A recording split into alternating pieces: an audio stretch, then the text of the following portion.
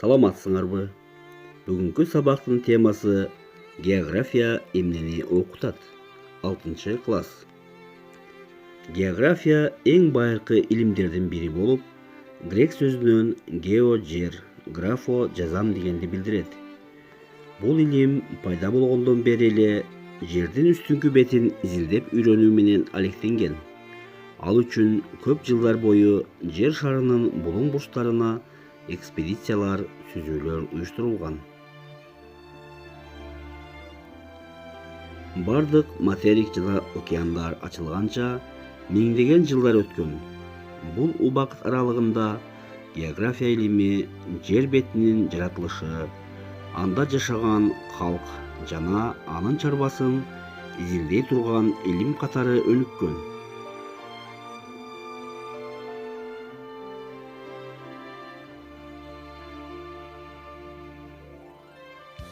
География илим катары байыркы Грецияда калыптанып, биздин заманга чейинки 3-кылымда жашаган грек окумуштуусу Эратосфен география сөзүн илимге биринчи болуп киргизген. Ал өзүнүн географиялык жазуулар чыгармасында өзүнө чейинки жер жөнүндө топтолгон бардык маалыматтарды киргизген. Азыркы учурда география илими 2 чоң тармактан турат. Физикалык география жана экономикалык география. Физикалык география жердин жаратылышын, анын катмарларынын өз ара байланышын, өнүгүүсүн изилдөөчү илимдер системасынан турат. Экономикалык география жердин калкы жана анын чарбачылыгын, жайгашуусун жана өсүп өнүү өзгөчөлүгүн изилдейт.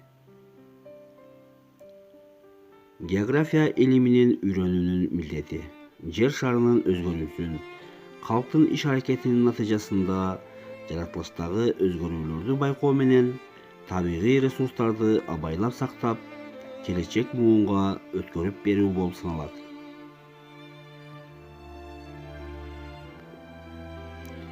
География илиминин үйрөнүүнүн булактары: географиялык энциклопедиялар, карталар жана атластар, географиялык газеталар жана журналдар, интернет булактары жана башкалар болуп саналат. Географияны изилдөө ыкмалары: жазуу ыкмасы, картографиялык ыкма, тарыхый ыкма, статистикалык ыкма, экономика-математикалык ыкма, географиялык райондоштуруу ыкмасы, изилдөө жана байкоо ыкмасы, аэрокосмикалык ыкма, моделдөө ыкмасы жана географиялык прогноздоо ыкмасы болуп саналат. Көңүл бурганыңызга рахмат.